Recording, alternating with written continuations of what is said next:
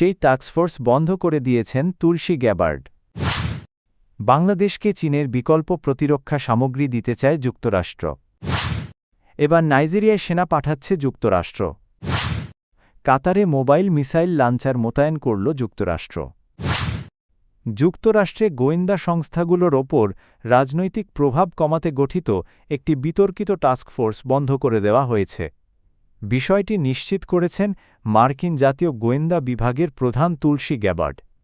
Directors initiative group বা DIG নামে পরিচিত এই টাস্কফোর্সটি গত বছর গঠিত হলেও শুরু থেকেই সমালোচনার মুখে ছিল। ডেমোক্র্যাট সিনেটর মার্ক ওয়ার্নারের অভিযোগ ছিল এটি প্রেসিডেন্ট ডোনাল্ড ট্রাম্পের বিরোধীদের চাপের মুখে ফেলতে ব্যবহার করা হচ্ছে। মঙ্গলবার যুক্তরাষ্ট্র আনুষ্ঠানিকভাবে টাস্কফোর্সটি বন্ধ করে দেয়। গ্যাবার্ড জানান ডিআইজির সদস্যদের গোয়েন্দা সংস্থার অন্যান্য বিভাগে পুনর্বিন্যাস করা হয়েছে। এর আগে একাধিক সূত্র জানিয়েছিল কিছু বিতর্কিত পদক্ষেপের অভিযোগ ওঠায় শেষ পর্যন্ত এই ইউনিট বন্ধ করার সিদ্ধান্ত নেওয়া হয়। দক্ষিণ এশিয়ায় চীনের বাড়তে থাকা প্রভাব নিয়ে উদ্বেগ প্রকাশ করেছে যুক্তরাষ্ট্র। বিশেষ করে বাংলাদেশে বেইজিংয়ের কূটনৈতিক ও প্রতিরক্ষা তৎপরতা ওয়াশিংটনের নজরে এসেছে।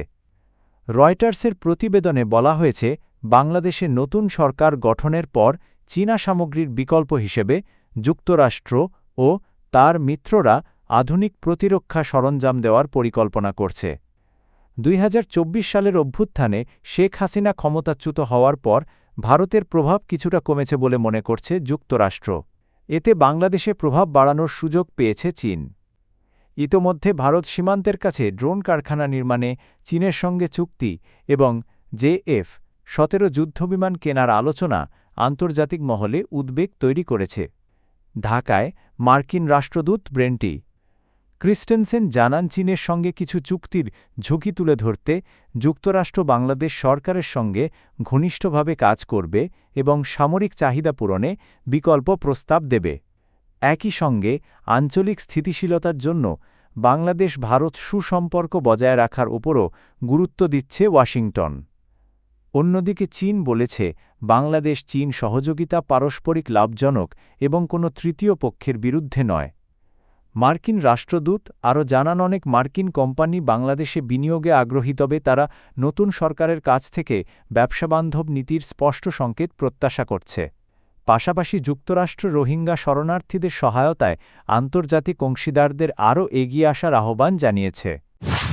মধ্যপ্রাচ্যের কয়েকটি দেশ থেকে সেনা প্রত্যাহারের পর এবার আফ্রিকার দিকে নজর দিয়েছে যুক্তরাষ্ট্র।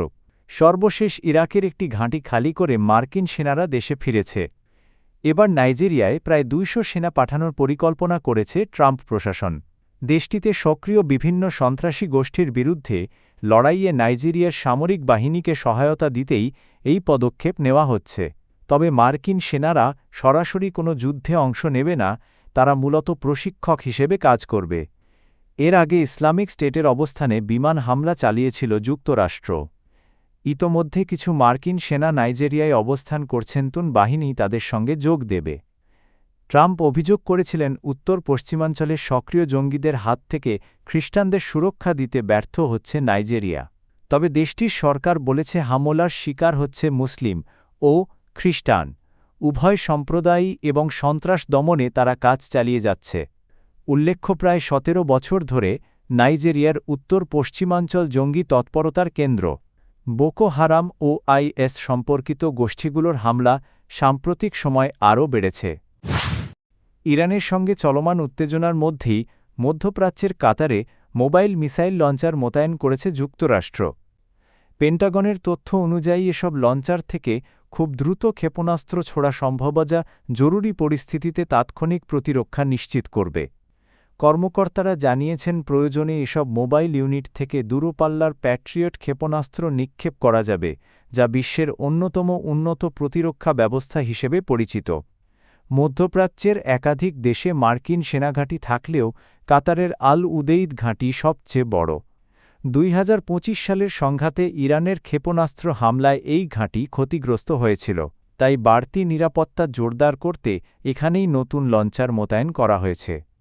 উল্লেখ্য, ইরানের পরমাণু কর্মসূচি নিয়ে প্রায় ২ দশক ধরে ওয়াশিংটন ও তেহরানের মধ্যে উত্তেজনা বিরাজ করছে যা সাম্প্রতিক সময়ে আরও বেড়েছে।